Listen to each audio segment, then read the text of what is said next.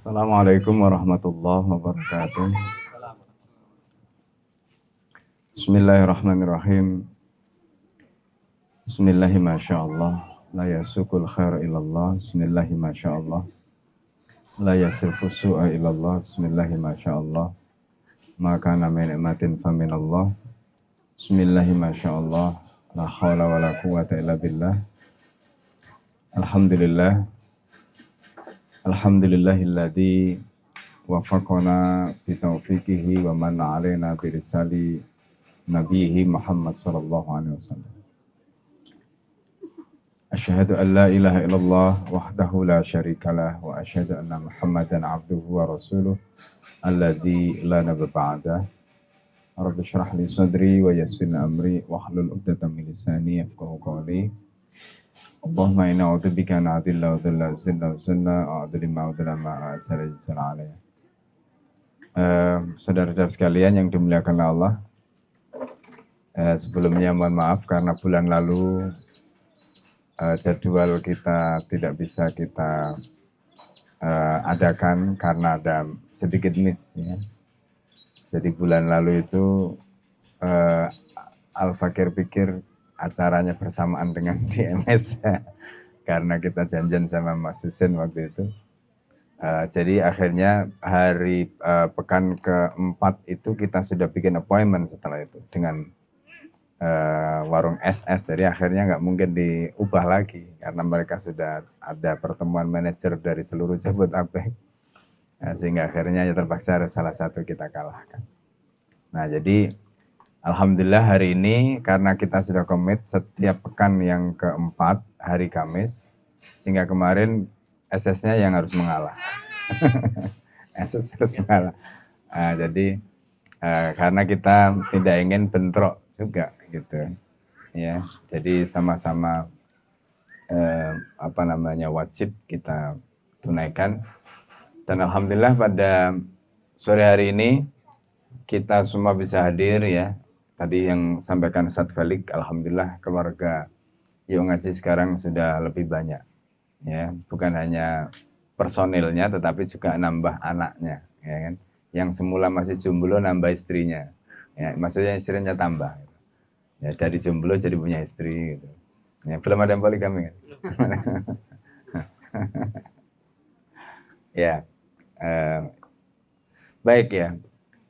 Karena pada sore hari ini, kemarin Mas Husin itu bilang sekalian ada akikah dari putranya Mas Sis yang baru lahir ya. Namanya siapa? Sadat Raid. Sadat Raid siapa? Sadat Raid ada tambahannya. Oh, Al-Rasid. Ya. Oh, bapaknya. Itu bapaknya. Artinya apa, Sis? Pemimpin pemberani yang cerdas dan bertindak. Waduh. Tolong disyarah. Pemimpin berani. Ya. Baik. Ya. Yang artinya pemimpin padahal di tengah tadi ya. Ro'id itu pemimpinnya, Sadat itu apa namanya? Kalau pakai shin itu beda dengan pakai sin. Ya, shin dengan sin beda mananya ya. Gitu. Jadi kalau Sadat pakai sin itu artinya lurus. Gitu. Ya.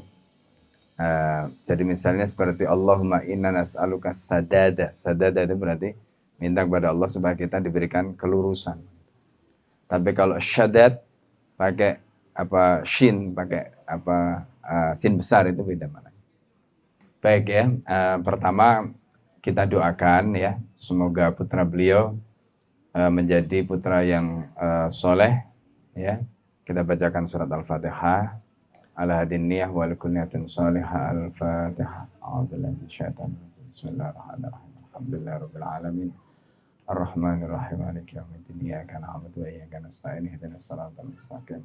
Shiratal ladzina an'amta 'alaihim ghairil maghdubi 'alaihim waladdallin. Ya. Jadi biasanya kalau ada anak lahir ya doanya barakallahu fil maulud wa burika fil mauhub wa syakartal wahib ya wa rizq wa balagha asyuddahu wa rizqta birrah. Jadi artinya adalah semoga Allah memberikan berkah ya, kepada al-maulud, ya, anak yang dilahirkan, wa burika fil mauhub, dan semoga engkau diberikan berkah dengan pemberian ini, wa syakartal wahib, dan semoga engkau bisa mensyukuri zat yang memberi, yaitu Allah Subhanahu wa taala. Dan wa balagha asyuddah, semoga dia sampai dewasa, wa rizqta birrah, dan semoga engkau diberikan anugerah ketaatan. Ya, itu doa yang diajarkan Nabi sallallahu alaihi wasallam. Nah, karena ini terkait dengan amanah ya, maka memang sengaja sore hari ini Al-Fakir sengaja membahas tentang amanah. Jadi bagaimana kita mengemban amanah. Jadi ini bukan hanya untuk mahasiswa. Jadi ini untuk kita semua. Karena kita semua sudah punya amanah, ya, apakah itu ya istri, anak, dan sebagainya. Itu karena itu temanya kita tentang amanah. Ya. Nah, saudara sekalian yang dimuliakan Allah, ketika kita bicara amanah, ya, amanah itu pertama, ya, amanah itu adalah kepercayaan dititipkan pada kita, pada dasarnya wajib ditunaikan dengan sempurna. Jadi amanah itu semua wajib kita tunaikan dengan sempurna. Jadi antum punya anak, punya istri, itu amanah. Ya. Atau misalnya kita punya pekerjaan, kita bekerja, termasuk juga ya kita di komunitas ngaji ini juga bagian dari amanah. Dan amanah ini harus kita tunaikan dengan sempurna sebagaimana yang diinginkan oleh sahibul amanah. Ya, yang punya amanah. Nah, itu. Kemudian kalau kita bicara amanah, amanah itu ada yang sifatnya madiyah, sifatnya fisik. Ya, contoh seperti anak itu madiyah, istri itu madiyah, harta itu madiyah. Ya, itu semuanya adalah amanah yang sifatnya fisik. Nah, kemudian yang kedua ada amanah yang sifatnya ma'nawiyah, amanah yang bentuknya itu non fisik. Ya, contoh apa? Di situ kita contohkan misalnya seperti kesenangan. Jangan dikira kesenangan itu bukan amanah. Ya, kita itu senang dan tidak senang itu dihisab sama Allah. Itu menunjukkan bahwa senang dan tidak senang itu amanah. Ya, kalau seandainya itu bukan amanah, Allah nggak akan tanya. Kenapa kok kamu senang? Senangmu standar apa enggak itu? Itu ditanya sama Allah. Ya, nah ini. Nah kemudian yang ketiga ada amanah yang sifatnya ruhiyah. Ya, seperti ilmu itu bisa kita masukkan di situ. Ilmu itu kan nggak kelihatan. Ya, ilmu itu nggak kelihatan. Nah, karena itu ketika kita bicara tentang amanah yang ketiga, yaitu amanah yang sifatnya ruhiyah ini, ya, maka amanah ini juga akan diminta pertanggungjawaban. Antum diberi ilmu sama Allah itu akan ditanya sama Allah. Ya, ilmumu kamu pakai apa? Kamu manfaatkan untuk apa? Ya, dipakai untuk berkhidmat kepada Allah dan Rasulnya ataukah untuk menipu orang Islam? Itu amanah. Ya, termasuk juga ketaatan, ya kan? Ketaatan. Ini bagian dari amanah yang sifatnya ruhiyah. Gitu. Nah, kemudian semua amanah itu akan dipertanggungjawabkan dan kelak kita, ya, kalau tidak bisa mempertanggungjawabkan itu akan menjadi kehinaan. Maka Nabi ketika diminta oleh Abu Dzar Al-Ghifari, karena Abu Dzar Al-Ghifari itu sahabat Nabi yang luar biasa sebenarnya. Datang dari suku Ghifar ke Mekah pada saat Rasulullah belum hijrah, ya. Kemudian Abu Dzar itu sanggup hampir kurang lebih selama sebulan itu nggak makan, ya, minum air zam-zam tok. Abu Dzar Al-Ghifari. Ya, saking pengennya ketemu dengan Rasulullah. Begitu ketemu dengan Rasulullah masuk Islam. Setelah masuk Islam, Abu Dzar Al-Ghifari ini Masya Allah ya, membuktikan keislamannya. Dapat ayat sampaikan pada orang Quraisy, langsung digebuki. Orang seperti ini, ya, orang seperti Abu Dzar Al-Ghifari yang kayak begini, itu ketika meminta amanah itu dipersoalkan sama Nabi. Ya Abu Dzar innaka dha'ifun, katanya. Abu Dzar kamu itu lemah. Innaha amanah hizzun wa nadama illa man addaha bihaqqih atau illa man ataha bihaqqih. Jadi amanah itu merupakan kata-kata Nabi ini, ya Abu Dzar innaka dha'ifun, kamu itu lemah. Nanti kita akan ceritakan, ya. Abu Dzar yang kayak begitu tadi itu disebut oleh Nabi innaka dha'ifun, bayangkan, apalagi kayak kita. Ya kan? Nah, ternyata Abu Dar itu disebut lemah oleh Nabi itu bukan karena beliau tidak pemberani. Buktinya apa? Dapat ayat langsung sampaikan pada orang kafir, digebuki, minta lagi, sama Nabi kemudian di stop. Jangan. Jadi yang menjadikan Abu Dar Al-Ghifari itu tidak diberi amanah oleh Nabi itu bukan karena itu, tapi karena karakternya. Itu disebutkan oleh Syekh Ziyad Turbani dalam kitabnya Madrasatun Nabi SAW. Jadi Abu Dar itu tidak diberi amanah dan dianggap innaka dhaifun tadi itu karena Abu Dar ini tipe orang yang tidak bisa mengontrol emosi. Dan itu ternyata dianggap orang yang lemah. Innaka dhaifun wa innaha amanah khizyun wa nadama. Itu merupakan kehinaan dan penyesalan. Ilaman attaha atau ilaman addaha ya bihaqqiha. Kecuali orang yang menunaikan dengan sebenar-benarnya. Itu dalil ya yang kita bisa gunakan untuk menjelaskan memang amanah ini harus kita tunaikan dengan sebaik-baiknya. Nah, kemudian karena amanah itu juga harus kita tunaikan dan menunaikan amanah itu bagian dari perbuatan. Pertanyaannya kemudian, apakah ketika kita menunaikan amanah itu nggak ada standar? Ada. Ada standarnya. Dan standarnya itu kembali kepada standar perbuatan. Apa kata Nabi? Rasulullah SAW menyebutkan innallaha katabal ihsana ala kulli syai'in. Itu standarnya. Ya.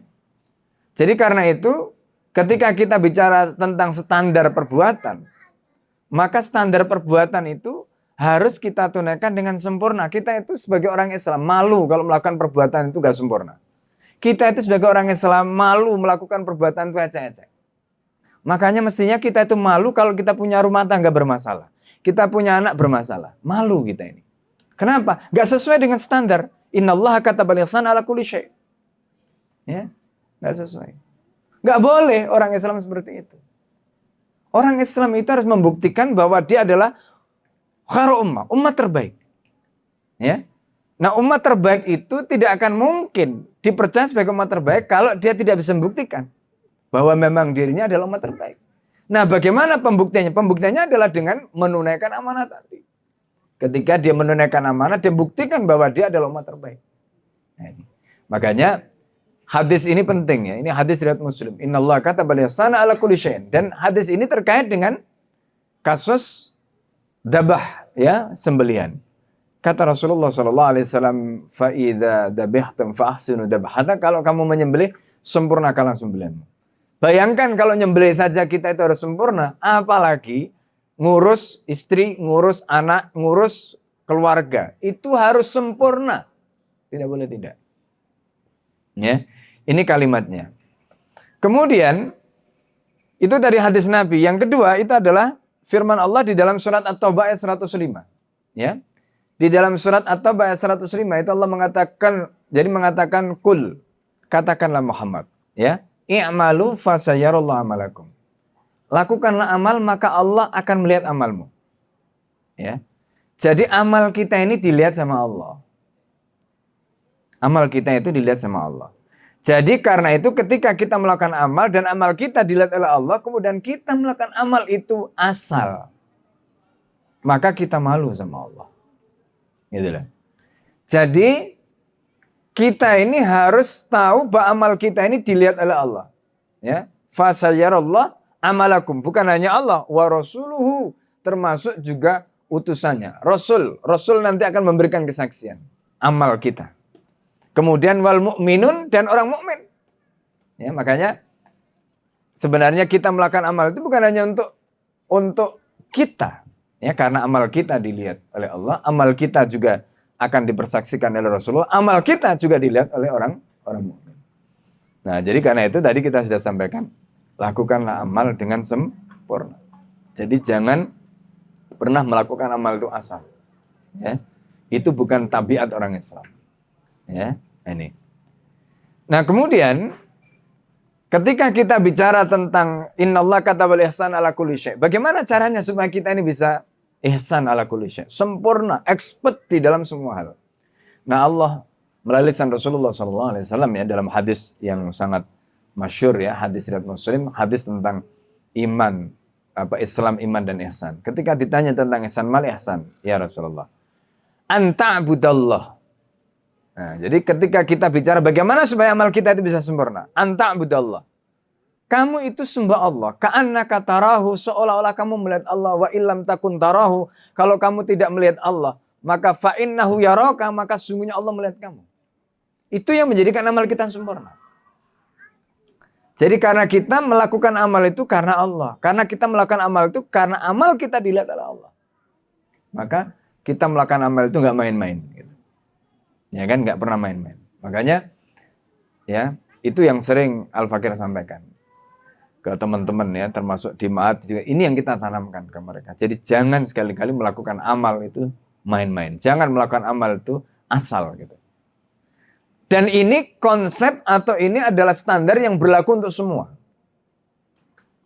Misalnya ya, antum punya orang tua. Dan nanti antum juga akan menjadi orang tua. Bayangkan kalau misalnya orang tua antum minta sesuatu atau ya katakanlah memerintahkan sesuatu lalu kemudian kita melakukan sesuatu yang diminta oleh orang tua tadi itu ya tidak sebagaimana mestinya. Kira-kira seneng nggak orang tua kita?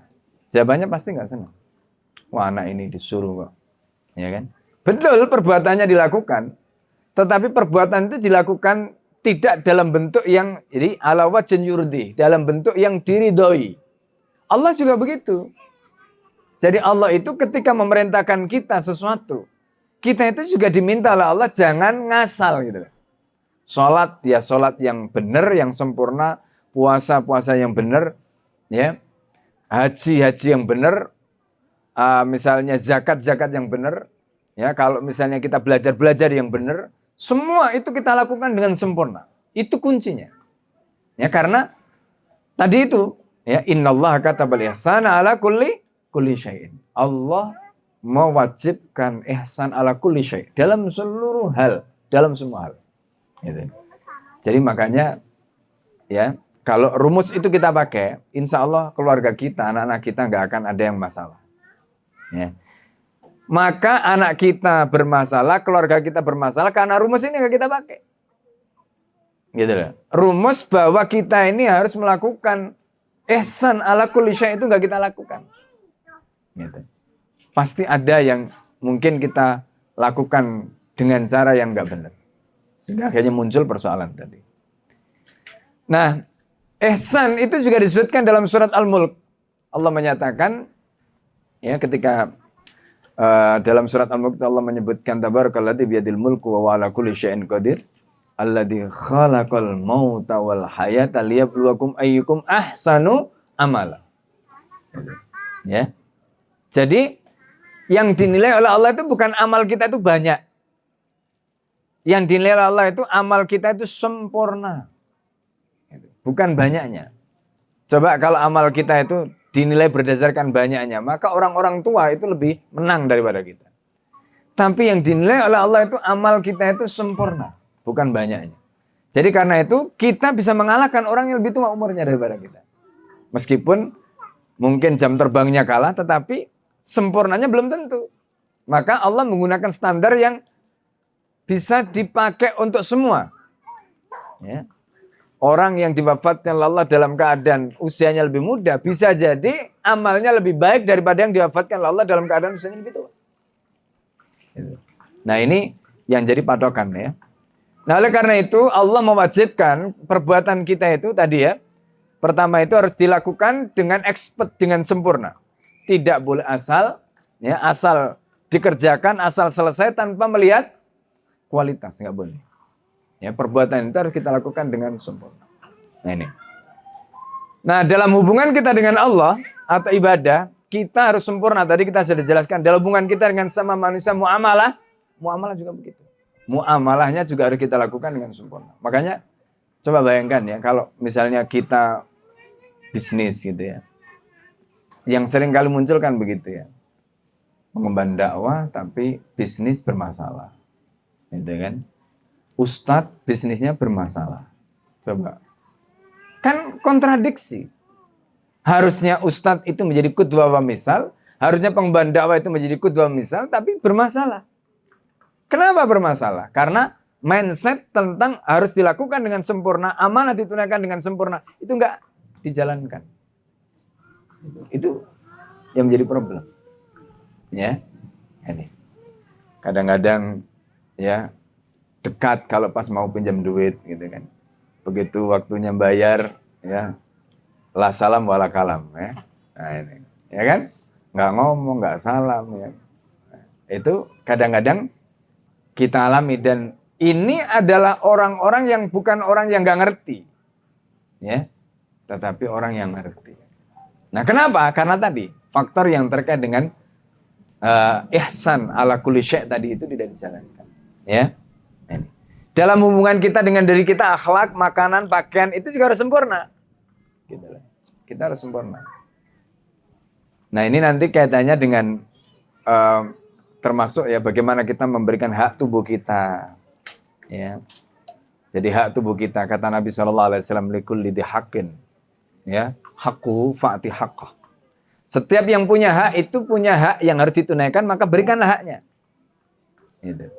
Ya kan, berikanlah haknya. Nah, ini kaitannya dengan akhlak, hubungannya dengan diri kita. Nah, kalau ini kita berikan apa menjadi haknya tadi dengan sempurna, nggak ada masalah. Antum bayangkan ya, Nabi dan para sahabat selama 10 tahun di Madinah, itu kan perangnya kurang lebih 100-an kali. Perang besar dan perang kecil. Antum bayangkan bagaimana fisiknya mereka. Ya kan? 10 tahun loh. Dan itu kalau kita potong, itu kira-kira hanya 9 tahun. Gitu. 9 tahun perang 100 kali, itu gimana fisiknya mereka ini? Nah ternyata itu nanti kaitannya dengan hukum yang terkait dengan dirinya.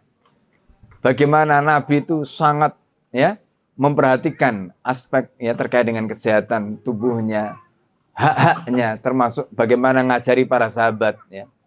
Di situ Al-Fakir itu baru memahami ya setelah kita mempelajari bagaimana Rasulullah SAW ya. Coba bayangkan kenapa perut buncit saja dikritik oleh Nabi. Ya kan? Contoh sederhana aja. Ya kan perut buncit dikritik oleh Nabi. Rupanya ya karena dengan perut buncit itu kan banyak lemak-lemak jahat ya. Gitu. Nah, lemak jahat itu ternyata menjadi faktor penyakit, ya kan? Nah, itu. Nah, kenapa perutnya buncit bisa? Karena dia tidak ngikuti habis makan tidur. Kan Nabi nggak ngajari habis makan tidur. Ya kan? Atau nggak pernah olahraga. Artinya hak tubuhnya itu nggak diberi. Atau diberi tapi dengan cara yang salah. Itu katanya dengan hukum akhlak. Ya, ini terkait dengan hukum akhlak. Gitu. Nah, kalau seandainya semua tadi hubungan kita dengan Allah, hubungan kita dengan diri kita, hubungan kita dengan sesama itu diberikan semua dengan sempurna, maka insya Allah kita akan bisa membayangkan generasi-generasi seperti Nabi dan para sahabat dahulu itu bisa memiliki ketahanan fisik yang luar biasa, keluarganya nggak ada masalah, ekonominya semua jalan, masya Allah. Ya, nah itu. Nah ini yang harus kita pahami. Nah karena itu kemudian pertanyaannya bagaimana caranya? Ya maka baca dan pelajari tuntunan syariatnya, ikuti dan teladani role model yaitu baginda Nabi Muhammad SAW. Ya. Dan subhanallah ya. Kalau kita bicara nanti kita akan jelaskan ya. Materi ini nanti kita akan jelaskan bagaimana termasuk hubungannya dengan khasiat benda ini materi qada dan qadar. Kemudian kaitannya dengan bagaimana fisik kita ya. Itu nanti terkait semua dan ini ilmu ya untuk Bapak Ibu ya yang sudah punya anak untuk dirinya untuk anaknya ya. Kadang-kadang kan kita ini karena tadi itu nggak ngerti ya. Akhirnya dikit-dikit ke dokter, dikit-dikit ya panik gitu karena nggak tahu bagaimana caranya ya kita itu untuk mengelola ya diri kita tadi itu. Nah karena itu ya saudara-saudara sekalian yang dimuliakan oleh Allah, ukuran amal yang sempurna apa? Tadi kita sudah jelaskan ukurannya adalah 2 ya ahsanu amal itu ada 2 akhlasu dan aswabu ya ikhlas dan benar. Nah kemudian amal yang sempurna itu bisa kita katakan puncak dari amal kita yang sempurna apa? Untuk mendapatkan ridhonya Allah. Istilahnya itu ghayatul ghayah kita itu adalah untuk mendapatkan ridho Allah. Antum capek-capek ya bikin kegiatan kita capek-capek bekerja, kita capek-capek ini itu semua, itu kan kita lakukan. Kalau itu di dalam hati kita itu kita tanamkan ini untuk menyenangkan Allah, supaya Allah itu senang, ya, supaya Allah itu senang, supaya Allah itu ridho, masya Allah. Amal yang kita lakukan itu, subhanallah, akan kita nikmati. Nggak ada kata capek, ya, nggak ada kata capek. Tapi ketika antum melakukan itu, ya, misalnya ya, ini problem yang sering dihadapi oleh keluarga. Kadang-kadang entah itu ada masalah, akhirnya merasa capek dengan istrinya capek dengan suaminya, nanti capek dengan anaknya. Itu akan muncul. Kenapa ada perasaan seperti itu? Karena melakukan semuanya tadi itu bukan atas dasar bahwa saya melakukan ini untuk Allah. Ya, untuk Allah. Sehingga akhirnya jadi beban. Bebannya merasa jadi banyak. Ya. Akhirnya merasakan seolah-olah ini semua jadi beban. Ini jadi masalah kemudian, ya. Nah, jadi ketika amal itu dilaksanakan dengan ikhlas dan sempurna, bukan asal, yang penting dikerjakan, ya, atau tadi itu ecek-ecek itu. Ya. Jadi amal kita ini harus kita lakukan dengan ikhlas. Kalau amal itu kita lakukan dengan ikhlas, beban seberat apapun itu kita rasakan ringan. Ya. Jadi beban apapun itu kita rasakan ringan. Kalau amal itu kita lakukan dengan ikhlas. Nah, ini poinnya. Nah, pelakunya, nah di sini. Bagaimana caranya supaya kita ini bisa istilahnya itu terus seperti itu? Maka syaratnya itu antum harus punya yang namanya himmah aliyah. Ya, apa itu himmah aliyah? Himmah aliyah itu kita itu punya idealisme yang tinggi. Gitu loh. Orang yang punya himmah aliyah itu nggak akan melakukan hal yang ecek-ecek. Orang yang punya himmah aliyah itu dia tidak akan melakukan hal yang remeh-temeh, nggak akan. Dia standarnya selalu tinggi. Itu orang yang punya himmah aliyah. Antum tahu nggak? Ya, seorang Umar bin Abdul Aziz ketika menjadi khalifah. Umar bin Abdul Aziz itu menjadi khalifahnya hanya 2 tahun. Ya. Pertanyaannya kemudian apa yang menjadikan Umar bin Abdul Aziz menjadi khalifah yang 2 tahun itu kemudian sukses mengubah tradisi yang diwariskan oleh Bani Umayyah yang begitu rupa. Sehingga akhirnya on the track kembali sehingga khilafahnya disebut khilafah ala minhajun nubuwah. Pertanyaannya, apakah cukup dengan ketakwaan saja? Tidak. Beliau mengatakan begini, innali nafsun tawwaqah. Aku punya jiwa yang tinggi. Wa ma turidu minni ilal faqah. Dan jiwaku itu tidak ada yang diinginkan dari diriku kecuali yang tinggi. Karena itu ketika jabatan tertinggi di muka bumi ini sudah ada di dalam genggamannya. Pertanyaannya kemudian, apa yang diinginkan oleh Umar bin Abdul Aziz? Di atasnya sudah tidak ada lagi kecuali jannah. Maka jannah yang kemudian diinginkan. Karena itu jabatan yang dia miliki tadi itu digunakan untuk mendapatkan jannah. Bandingkan dengan orang yang himmahnya bukan himmah aliyah. Himmahnya himmah yang rodi'ah atau yang hina. Apa yang akan dia lakukan? Dia akan memikirkan bagaimana kekuasaannya dipertahankan, bagaimana anaknya, bagaimana menantunya, bagaimana ini itu. Begitu. Tapi Umar bin Abdul Aziz tidak. Kenapa? Karena dia punya himmah yang tinggi. Nah, orang yang punya himmah aliyah itu cirinya dia selalu melakukan hal-hal yang expert. Dia selalu melakukan hal-hal yang nggak mau yang remeh-temeh. Nah, ini diantara faktor yang menjadikan kalau misalnya suami itu suami yang wah luar biasa, kalau menjadi orang tua yang menjadi istri juga luar biasa, gitu ya. Nah, itu kalau kita punya himmah aliyah tadi, itu punya idealisme yang tinggi, ya. Nah, itu kata kuncinya. Himmah aliyah itu, ya, himmah aliyah itu kaitannya dengan apa? Dengan Allah. Orang tidak akan punya himmah aliyah kalau hatinya itu tidak ada Allah di dalamnya, enggak ada. Ya kan? Nah, ini yang perlu kita pahami, ya. Nah, jadi itu gambarannya. Nah, sekarang bagaimana supaya kita sukses di dalam melakukan perbuatan kita? Ada 3 key kuncinya itu. Ya, ada 3 key. Ini materi yang ada di dalam kitab Fiqhul Islam sebenarnya. 3 key itu apa? Kunci yang pertama itu kuwah. Motivasi kita harus benar. Nah, motivasi itu ada 3, kuah itu ada 3. Ada kuah yang pertama disebut kuah madiyah. Ya kan? Antum datang ke sini, ya. Apakah karena kuah madiyah?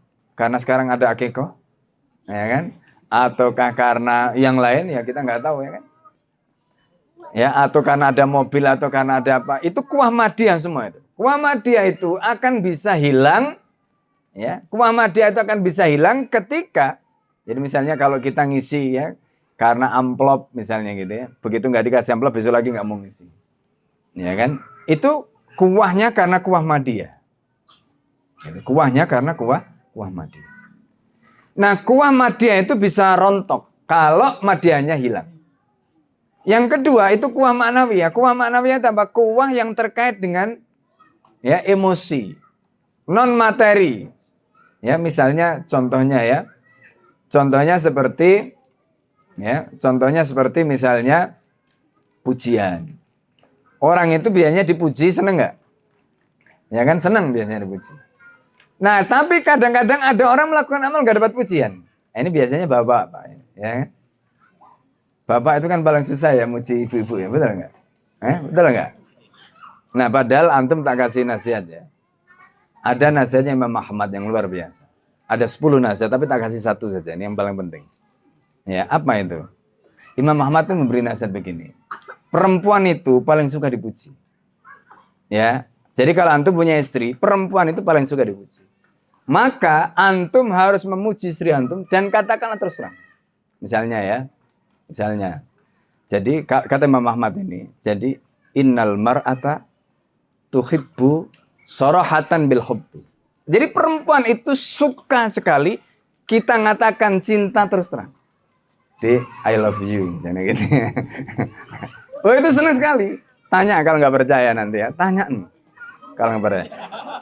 Nah, kalau bapak-bapak nggak pernah begitu, antum mulai hari ini harus melakukan itu. Ya kan? Loh, itu nasihatnya Imam Ahmad. Ya, itu nasihat Imam Ahmad. Nanti yang lain nyusul, ya. Nasihatnya nyusul, ada 9 lagi nyusul. Tapi ini yang paling penting.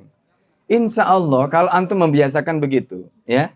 Ya, I love you, say, misalnya gitu, ya. Sayang dan sebagainya. Ya. Maka yakinlah hubungan antum. Ini kan kita bicara soal apa? Soal kuah maknawiyah tadi. Ya kan? Artinya apa? Pujian itu, panggilan itu membangkitkan maknawiyah dia. Ya, hatinya menjadi senang. Gitu. Ya kan? Maka antum nggak minta itu langsung dibuatkan kopi, dibuatkan apa? Minta apa mas? Minta apa mas? Gitu. Gak usah minta langsung gitu. Ya kan? Itu kekuatan yang muncul dari apa? Dorongan kuah maknawiyah. Nah, tapi ibu juga begitu. Jangan semata-mata melakukan itu karena pujian. Karena nanti suaminya pelit pujian atau mungkin lupa memuji. Akhirnya nggak melakukan hal, ya, yang seharusnya dilakukan. Nah, itu namanya kuah maknawiyah. Yang ketiga, yang paling fundamental itu adalah kuah ruhiyah. Jadi kita melakukan sesuatu motivasinya karena perintah Allah. Mau dipuji, mau tidak dipuji, kalau Allah perintahkan selesai sudah. Pujian itu dapat alhamdulillah, nggak dipuji nggak apa-apa. Makanya kata Al-Fudail bin Iyad, ya, di dalam kitabnya Al-Kabair ketika Ad-Dhahabi itu menjelaskan tentang dosa besar asyirk, ya. Yaitu di situ ada pembahasan tentang riya dan kemudian dibandingkan dengan ikhlas, ya. Itu beliau cerita, Fudail bin Iyad. Cirinya orang ikhlas itu adalah orang yang ketika dia dipuji, itu dia tidak terbang, ketika dia dimaki, dia tidak tumbang. Itu kira-kira penjelasannya begitu dari Fudail bin Iyad. Nah, artinya apa? Kadang-kadang pujian itu ada, kadang-kadang tidak ada. Nah, kalau kita berharap pujian, kemudian baru dengan pujian itu kita melakukan amal, rugi nanti. Akhirnya pahala kita berkurang. Atau kalau kita misalnya mendapatkan, ya, pujian, lalu kita melakukan amal karena pujian tadi, maka amal kita bukan lillah, bukan karena Allah, tapi karena pujian tadi. Maka lakukanlah amal karena motivasi yang ketiga apa? Quwwah ruhiyah, yaitu dorongan perintah Allah. Meninggalkan karena larangan Allah. Nah, ini. Nah, ki yang kedua itu adalah qimah. Motivasinya benar, tapi kalau kimanya salah, salah. Amalnya juga nanti tidak akan sempurna. Jadi kimah itu, masing-masing amal itu kan ada kimahnya, ada nilai yang kita ingin cari. Ada kimah madiyah, kalau kita bekerja ya cari duit. Yang kedua ada kimah, ya, bukan hanya madiyah. Yang kedua itu ada kimah insaniyah. Kimah insaniyah itu ya nolong orang, ya, ada temannya kesulitan, ditolong, itu kimah insaniyah.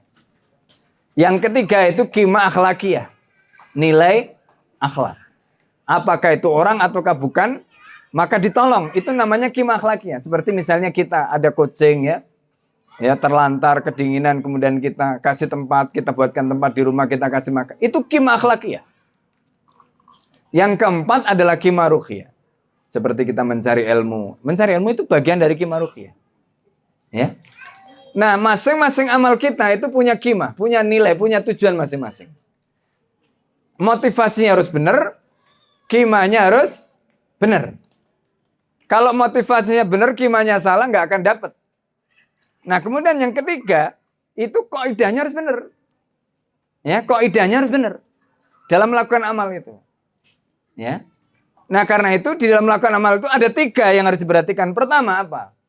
Orang itu sebelum melakukan amal dia harus mikir gitu. Ya, harus mikir. Jangan sampai begitu amalnya dilakukan karena mikirnya telat menyesal.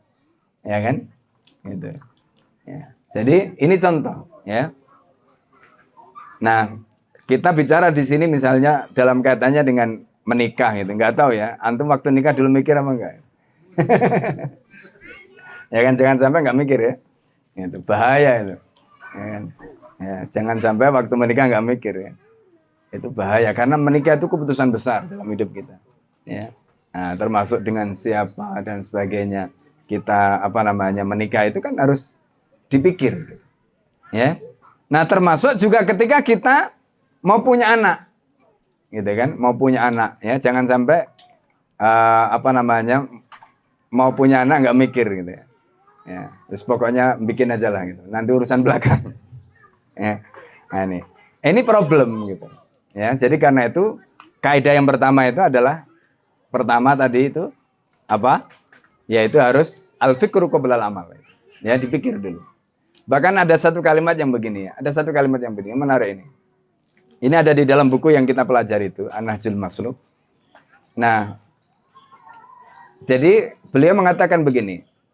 Innal aqila mat'ubun bihadarihi wa innal ahmaqa mustarihun bituma'ninatihi. Orang bedanya nih ya, bedanya orang bodoh sama orang pinter itu begini. Orang pinter itu dia selalu capek. Capek karena dia selalu hati-hati. Semua yang mau dia lakukan itu dipikir. Jadi hati-hati itu. Makanya dia capek. Ya kan? Orang bodoh nggak ada capeknya dia. Kenapa? Karena nggak mikir. Terus kemudian beliau mengatakan begini. Ya, lalu bedanya apa? Capeknya orang bodoh dengan capeknya orang pinter. Ya. Capeknya orang bodoh dengan capeknya orang pinter itu apa bedanya? Beliau mengatakan begini. Ya. Jadi inna ta'aba al-akili yufdi ila rohati. Jadi orang pinter itu kalau dia capek, capeknya di depan, enaknya di belakang. Kenapa? Karena semua dipikir. Nah, orang yang biasanya sebelum melakukan amal dipikir dulu, memang capek karena semua harus ini semua enggak tiba-tiba atau enggak melakukan asal-asalan, enggak dipikir, direncanakan matang. Nah, nanti endingnya itu yang enak. Nah, kita juga sama ketika kita misalnya sekarang antum berkeluarga nih ya. Sekarang santai, punya anak santai, punya istri santai semua. Nanti antum akan menyesal ketika semuanya sudah terlambat. Itu kata beliau tadi, bedanya capeknya orang yang pintar dengan orang bodoh di situ. Orang pintar itu capeknya di depan, enaknya di belakang. Sementara orang bodoh, apa kata beliau? Warahatal ahmaki tufdi ilal halaki. Jadi sementara senangnya orang bodoh ini, itu nanti akan berujung kepada apa? Ilat ta'abi atau ilal halaki. Kepada kebinasaan atau kepada kecapean. Jadi capeknya orang bodoh itu di belakang. Itu nanti capek dia. Ya, ini Al-Fakir ingin ingatkan. Jadi misalnya sekarang ya, kita ini mumpung anak itu masih kecil-kecil ya, masih kecil-kecil. Antum sekarang harus capek. Capek apa? Capek belajar. Capek menyiapkan diri. Nggak apa-apa. Itu lebih bagus daripada nanti antum capek pada waktu antum tua. Antum ketika anak sudah dewasa, antum nggak bisa perbaiki, antum capek. Capek pada saat itu lebih susah daripada antum capek sekarang. Betul nggak? Gitu. Nah, ini poin pentingnya. Gitu. Ya. Nah, makanya penting kita itu melakukan sesuatu dipikir. Gitu. Ya. Nah, maka ketika kita bicara tentang pendidikan ya, kemarin ada pertanyaan begini. Ya, dalam satu kajian ada pertanyaan begini. Anak itu kalau dia melakukan kesalahan, siapa yang berdosa? Maka kita bisa bagi. Kalau dia usia 0 sampai 15 tahun sebelum balik, itu dosa orang tuanya. Tapi setelah 15 sampai dia menikah, itu 50-50. Ya, karena di situ ya, kalau usia 0 sampai 15 tahun itu kan kewajiban pendidikan kan orang tua. Masalahnya kadang-kadang orang tua ini ketika dia mau mendidik apa nggak punya ilmu. Ya kan? Mau mendidik apa nggak punya ilmu. Ini jadi problem. Ya kan? Nah, jadi akhirnya apa? Anak melakukan macam-macam tadi itu ya. Jadi macam-macam kesalahan dan sebagainya. Dan akhirnya orang tua yang terkena imbasnya tadi. Nah ini. Jadi pertama tadi kaidahnya harus sesuai dengan kaidah. Kaidahnya apa? Al-fikru qabla al-amal, dipikir sebelum melakukan amal. Dan yang kedua, perbuatan itu dilakukan untuk mewujudkan tujuan tertentu. Sampai para ulama itu ketika kita bicara ya ketika suami istri itu berhubungan misalnya. Itu mereka itu sampai bilang begini. Saya niatkan ini untuk melahirkan ulama, untuk melahirkan ya Salahuddin, untuk itu niat mereka. Apakah nanti anaknya jadi Salahuddin beneran? Apakah anaknya nanti jadi ulama beneran? Apakah anaknya nanti tidak? Itu urusan belakangan, itu urusannya Allah. Tapi yang penting antum sudah niat ketika berhubungan suami istri tadi itu, niatnya adalah niat mencetak ulama, niat melahirkan Salahuddin. Antum sudah dapat pahala meskipun anaknya nanti belum tentu jadi. Karena jadi dan tidak itu urusannya Allah. Ya. Nah ini kaitannya dengan apa? Tadi itu. Ya. Bahwa kita itu punya tujuan ketika melakukan sesuatu. Ya, ini. Jadi makanya ketika menikah itu juga jelas siapa ya. Ketika mau punya anak, ketika mendidik anak dan sebagainya jelas. Jangan sampai ya mohon maaf. Kadang-kadang nyekolahkan aja, kadang-kadang nggak tahu. Pokoknya kalau tanya saya nggak tahu. Yes. Ya, anaknya mau jadi apa nggak tahu. Ya, gimana orang tuanya mau anak jadi apa nggak tahu. Ya, kan? Akhirnya nyesal di kemudian hari. Ini. Nah kemudian yang ketiga, kaidah yang ketiga bahwa amal itu harus dibangun dengan iman. Supaya apa? Konstan tadi itu. Amal kita itu konstan. Nah itu kaidah amal ya, yang harus antum pahami. Nah untuk semuanya itu ya teman-teman sekalian, kita semua butuh kompetensi, betul nggak? Jadi antum mau menjadi orang tua yang baik ya, ini masis yang sekarang punya anak menjadi orang tua yang baik, antum butuh kompetensi. Istrinya menjadi ibu yang baik harus punya kompetensi. Loh jangan dikira ya. Antum bayangkan ya. Nabi itu bisa nyuci piring, Nabi itu bisa masak, Nabi bisa menjahit. Pertanyaannya, Nabi berarti kalau begitu punya kompetensi.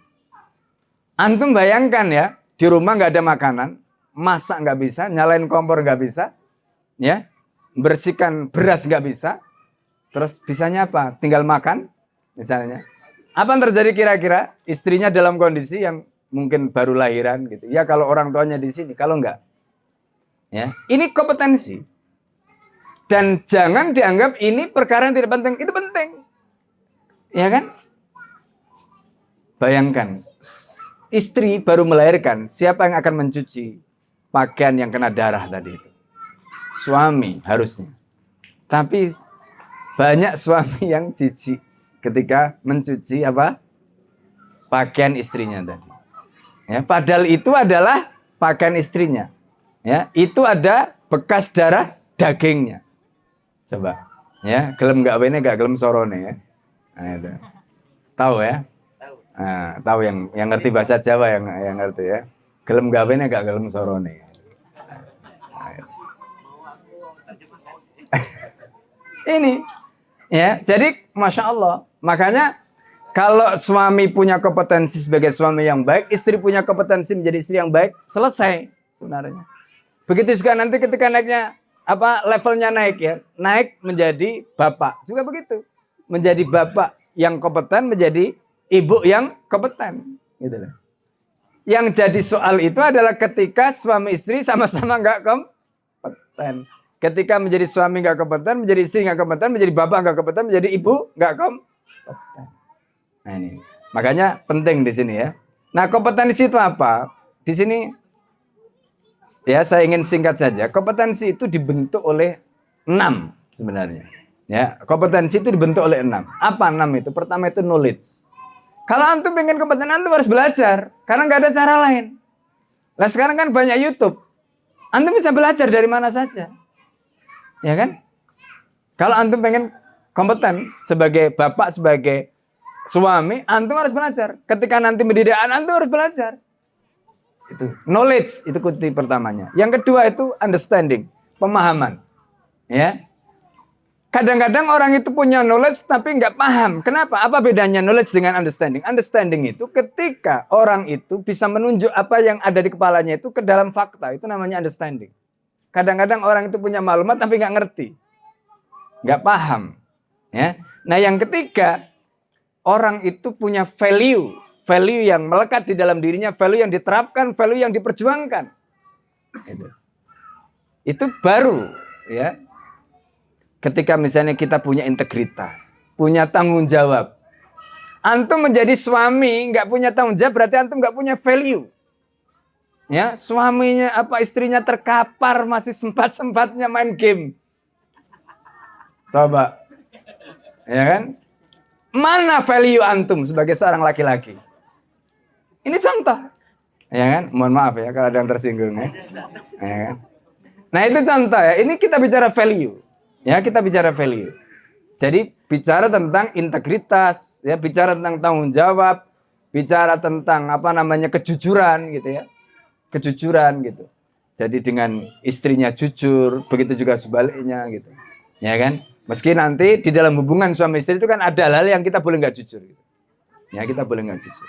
Nah, itu value gitu. Kita bicara value. Ya, kemudian berikutnya adalah skill. Yang tadi kita cerita itu kan, antum harus punya skill. Ya kan? Jadi antum harus punya skill. Jadi ketika sebagai seorang suami tadi kan kita bicara skill ya. Nah, ini. Menjadi orang tua juga gitu ya. Menjadi skill itu penting ya di dalam semua aspek yang kita lakukan itu kita butuh skill. Termasuk attitude, sikap. Ya. Jadi kadang-kadang kita di dalam respon ya sikap itu penting. Gitu. Jadi hubungan suami istri ya, kemudian anak dengan orang tua itu kan dipengaruhi oleh attitude, ya kan? Nah kemudian berikutnya ketika kita bicara tentang poin yang ke-6 yaitu minat, interest, ya. Ketika kita tadi itu merespon senang tidak senang dan sebagainya, ketika kita ya bicara dalam kaitannya dengan hubungan suami istri tadi, itu kaitannya nanti dengan interest. Nah, kompetensi ini 6 tadi pertanyaannya, antum bisa bentuk, antum bisa usahakan, antum bisa pelajari, ataukah itu pemberian dari Allah? Jawabannya kan itu semuanya bisa kita bangun, kita bisa bentuk. Jadi karena itu kalau misalnya antum gagal mendidik anak, antum gagal menjadi suami, antum gagal menjadi istri, antum gagal, ya itu jangan menyalahkan takdir, jangan menyalahkan Allah. Salahkanlah diri antum, kenapa antum nggak mau belajar? Kenapa antum nggak mau melatih skillnya? Kenapa antum nggak begini? Sehingga kemudian persoalan itu muncul. Ya, nah jadi karena itu ketika kita bicara di sini, pertanyaannya, apakah kompetensi tadi itu bahasanya itu istinai atau tilqai, artinya itu pemberian ataukah hasil belajar kita? Jawabannya hasil belajar. Ya kan? Kita bisa jadi apa saja, kita bisa seperti apa saja. Ya. Nah ini. Nah, jadi teman-teman sekalian dimuliakan oleh Allah. Ini gambaran ya yang penting ya untuk antum pahami ya. Nah, oleh karena itu, ketika semua itu adalah merupakan bentukan, ya, semua tadi itu merupakan bentukan. Artinya kita itu sebenarnya nggak ada alasan tidak bisa, tidak ada alasan gagal, tidak ada alasan bahwa kita itu tidak bisa melakukan sesuatu. Ya kan? Nggak ada. Ini kalau mindsetnya benar. Tapi kalau mindsetnya salah ya sudah. Nah, itu masalahnya. Karena itu mindset ini yang harus kita betulkan. Ya. Nah, ini. Ya. Nah, oleh karena itu kuncinya nanti kembali kepada kita. Ini visi misi keluarga Yuk Ngaji ini ya. Menjadi keluarga pengemban dakwah yang tangguh, handal dan terpercaya dengan ridha Allah. Yang nggak tahu cocok apa enggak ini. Ya kan? Ya kan? Menjadi keluarga pengemban dakwah yang tangguh, handal dan terpercaya. Nah, ini penting. Ya, dengan ridha Allah Subhanahu wa taala. Nah, nanti misinya membentuk pasangan suami istri yang soleh dan solehah dalam ketaatan, ya kan? Dalam rangka mendapatkan ridha Allah tadi kan. Menjadi wadah pencetak generasi pengemban dakwah, ulama dan pemimpin peradaban Islam. Menjadi madrasah pertama dan utama bagi anggota keluarga, baik suami istri maupun anak. Itu keluarga, ketika kita bicara keluarga. Menjadi tempat pembentukan saksi Islam yang khas, kuat dan berintegritas. Itu keluarga. Nah, karena itu nanti di sini ya, di poin berikutnya nanti kita akan bicara tentang bagaimana antum memahami konsep saksiyah. Karena saksiyah ini yang merupakan jurus, merupakan kunci yang sangat penting untuk membentuk antum seperti apa, membentuk istri antum seperti apa, membentuk anak antum seperti apa. Ini konsep saksiyah. Nanti kita ya, kalau lain waktu lah ya. Nah, ini motonya keluarga Yuk Ngaji ini. Aduh. Ini mesa, ya kan? Nah, ini. Nah, ini kalau core value-nya ya silakan lah ini kan. Nah, ini ya. Jadi ini kita bicara potensi diri terkait dengan apa? Nah, ini yang kita bicara konsep saksi. Kalau antum menguasai konsep ini, maka insya Allah antum akan bisa menyelesaikan masalah apa saja. Dan kalau antum menguasai konsep ini, maka antum akan bisa menyelesaikan masalah keluarga antum. Diri antum, istri antum, anak antum. Ini kuncinya. Ya, antum harus menguasai ya konsep tentang potensi kehidupan ini. Karena ini kata kuncinya nanti. Ya, karena waktu ya nanti mungkin saya tidak bisa menjelaskan semuanya ya. Jadi ini singkat-singkat saja. Nah, potensi berikutnya itu adalah, jadi kalau potensi kehidupan ini adalah potensi manusia terkait dengan bahwa manusia itu ada nafsu, ada akal. Nah, nafsu itu dari mana datangnya? Akal itu dari mana? Jadi kalau akal itu dibentuk oleh 4, ya, ada fakta, ada penginderaan, ada maklumat, ada otak, ya. Maka nafsu itu karena kita punya ghariza, kita punya hajat udawiyah, dan kalau kita bicara soal ghariza berarti dari luar, ada pemikiran, ada fakta yang mempengaruhi, ya. Kemudian kalau nafsu itu tidak harus dipenuhi, dan karena itu kalau kita nggak memenuhi, kita juga nggak akan mati. Dan kalau antum bisa mengendalikan nafsu dengan akal antum, maka antum akan bisa mengalahkan malaikat. Tapi sebaliknya kalau akal antum dikalahkan oleh nafsu antum dan antum dikendalikan oleh nafsunya, maka antum lebih hina daripada binatang. Ya kan? Itu kata kunci. Nah, ini kalau kita bicara tentang kepribadian ya, ada akli, ada nafsiyah. Jadi intinya begini, singkat saja. Nanti mungkin lain waktu lah kita bisa perdalam lagi. Ya, jadi intinya saudara-saudara sekalian, ketika kita punya problem, ya, ini kan sering kali kan, entah itu anak kita, entah itu istri kita, entah suami kita ya. Ketika kita ada problem, itu sebenarnya problemnya itu kita bisa lakukan pemetaan seperti ini. Ini masalah akli atau masalah nafsu? Kalau masalahnya akli ya, berarti kemungkinan dia nggak ngerti. Kalau masalahnya nafsiyah, berarti dia kemungkinan sudah mengerti, tapi mungkin dia tidak menjalankan. Ya. Itu caranya. Nah, bagaimana kalau ada masalah di akliannya? Apa yang harus dilakukan? Masalah di nafsiyahnya apa yang harus dilakukan? Kuncinya ada 2. Kalau ada masalah di akliannya, maka akliyah itu dibentuk dengan belajar dan memahami. Ad-dirasah wal fahm.